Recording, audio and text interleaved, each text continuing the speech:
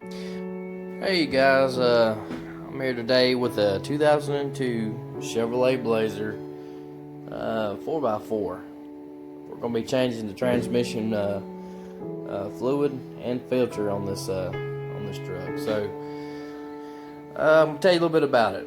So had a new motor put in. That's got 60,000 mile 4.3. Okay, but this the body and the transmission has 172,000 miles.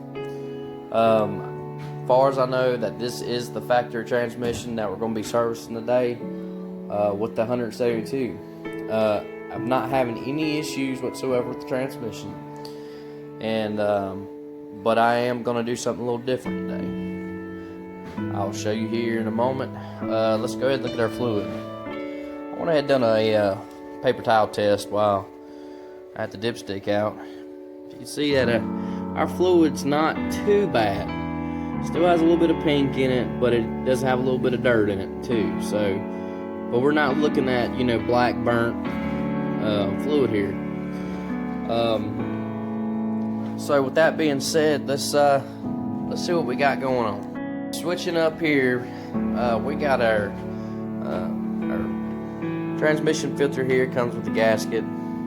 This is 4x4, so it has the deep pan, and also you're gonna get a seal. Now, you're not gonna always need to change these. Just stick your finger in there and feel if there's any burrs or any tears or nicks on this gasket here. Good chance that if there's nothing wrong with it, you can go and just stick this in there. As long as it holds, it's fine. Okay, so the kit we have here is the CarQuest 960880. So it does give you some recommendations here. For the service fill, it's going to be 5 quarts or 4.73 liter. Recommended fluid is going to be the Dextron 6 ATF. Okay, so we're going to move on to Type F. So let me tell you the story about this, okay? This is a very, very slick. It's got friction inhibitors per se that makes it a real smooth shift. Okay, and what comes with a smooth shift is wear on those clutches. Okay, well, we're at 172,000 miles on a 4L60E that's in a Blazer 4x4. So the smooth, we don't care about anymore. We want to make sure that thing's going to last as long as we can have it. So this Type F does not have the friction inhibitors per se. It's more of a shift, you know what I'm saying? So I'm not talking about it's going to knock the rear end out, but we're going to be feeling every shift because we want to make sure them clutches, or what's left of those clutches, are going to last as long as possible. Also, just for craps and giggles, we're going to throw some Lucas, the transmission fix, in there. Now, like I was saying, this is preventive, you know. I don't have any issues as of right now. Now, if you're already slipping, this isn't going to help you. Okay? If the transmission fluid is burnt and black, this is not going to help you. If you're in any of those situations, just go ahead and put you a bottle of this and just drive it. And when it finally goes out, you know what needs to be done. So we're gonna go ahead and we're gonna walk through the procedure to go ahead and have it all done, and I'll be back with y'all. Okay, guys, looks like we got 2 different size bolts here. Looks like we got a 13 millimeter for the regular pan bolts. I don't know if you can see it there. Let's see if we can get a look at it. Okay, you see the pan bolts there. I'm kidding, those is a 13 millimeter. And right here where the shifter linkage is, those are looks to be 10 millimeter. So what we'll do is we'll go ahead and have that removed, and then you can see that clip right there. We'll pull that out. So see if I can get the light to work with me here. All right, so what you're gonna do is you're gonna go ahead and get you a flathead screwdriver. I'm gonna get up behind here. Go ahead and just push it back. You want to go ahead and drop down this your linkage here. You'll see a little clip right here. You want to go ahead and pull that off too.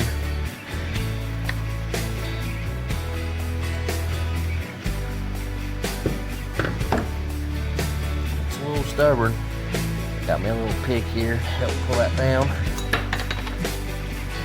Okay, guys. The next thing you're going to do when you remove the this side of the linkage, go ahead and use a flathead to get that loose. Then you're going to come up to this piece right here. And I had a little bit of a hard time when I couldn't figure it out, so I had to do a little bit of research.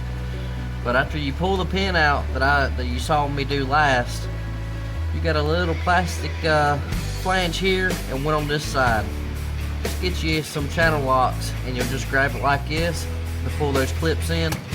Once the clip's pulled in, you just go ahead and pull her on through.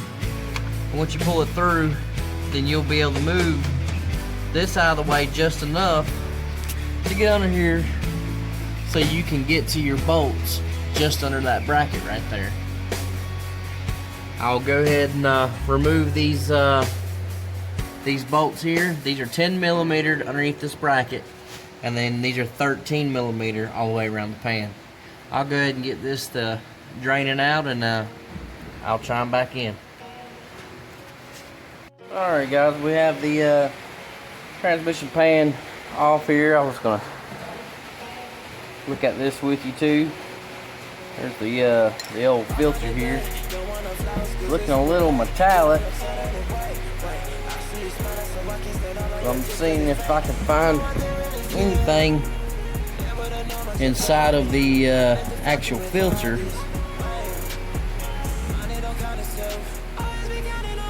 Just anything that would indicate you're gonna have some metallic in here.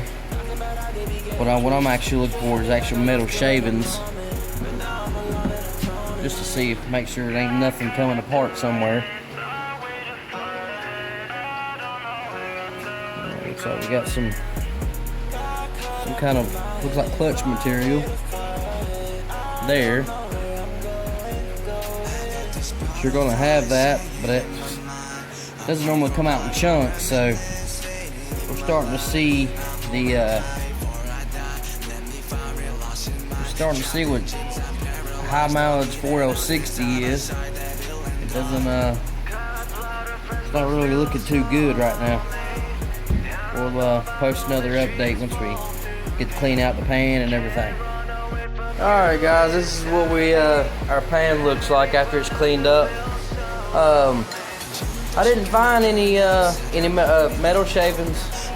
I just found just the metallic color in the transmission fluid itself, and just a very fine powder stuck to the magnet right here. All that indicates that this transmission is wearing like it should. There's no hard parts being tore up inside there.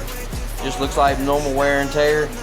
If you look at my last time I was up here, there was a good little chunk I found that was in here. I thought it was some kind of material to do with the clutch, but come to find out, when this was last serviced, they used some sort of I guess it's like some kind of RTV, but it turned into a plastic almost. And it looks like they had got some in the pan and it had dried at the bottom at some point, and I flicked it off, and then it ended up being that. There's still some dirt right there, and it was actually sitting right here, and then there's a little piece there that shows that it was going inside the pan. So if anything had flaked off, luckily the filter would have caught it. So this is our new filter here. I'm gonna match it up to the one that we have, and just to make sure that we have the right number here.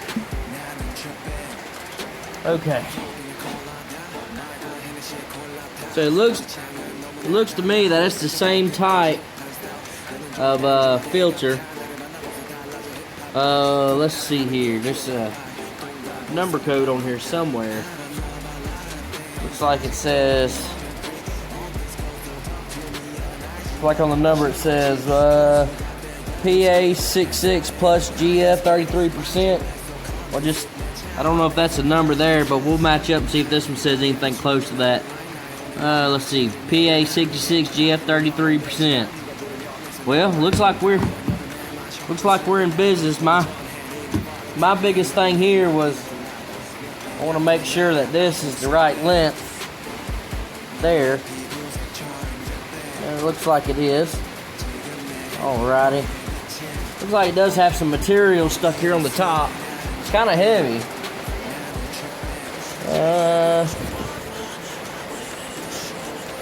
Kind of looks like a metallic or like a bronze color. I'm assuming that's probably the clutches that's coming from the clutch itself wearing. But I'm just glad not to see any kind of chunks to show that there's any damage to the hard parts of this transmission. So if everything stays the way it is, and when the transmission finally goes out, hopefully it's just a simple rebuild, have no replacement of hard parts. Now I don't know if this one has the Corvette servo in it, and I don't know if it has the updated accumulator in it either. As far as I know, it's all factory. Whenever I do come down to that point to have that done, I will have the Corvette servo and the updated accumulator put in. But I'm gonna go ahead and stop the video off here. I'll put in the Type F, and I'll keep giving you updates as the miles rack up on it. Y'all have a good day. I'm gonna go get this done. I'm gonna put some in that trans stop slip in there too, and just to help out that fluid there. So y'all have a good day, and we'll see you. Hey guys, got everything buttoned up. I took it on about a 10-mile drive. So far I'm liking it. It's just a little, a lot faster than what it did. It's a lot more peppy, and when I hold about half throttle to go, get up the highway, it downshifts pretty quick. A lot faster than it compared to what it used to. Before, I'd almost had to floor it just to get to upshift. I used to have a little bit of an RPM drop while I was in overdrive, where the torque converter should have been locked up. It was dropped about 400 RPMs, and here, I'll let you look at these shift changes.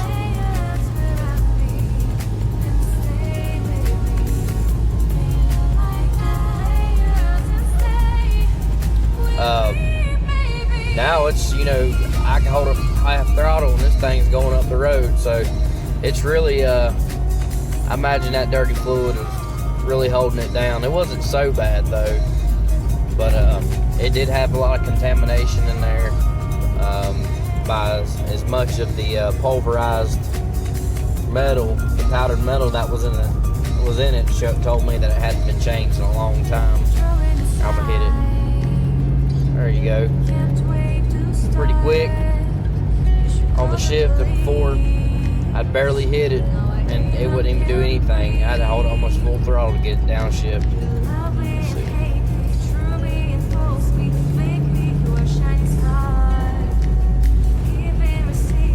It's not slamming into gear or anything like that. It's still pretty smooth, but I can feel every gear, but it's not nothing obnoxious. So, but I'll give you about a 5,000, 10,000 mile update. Have a good day.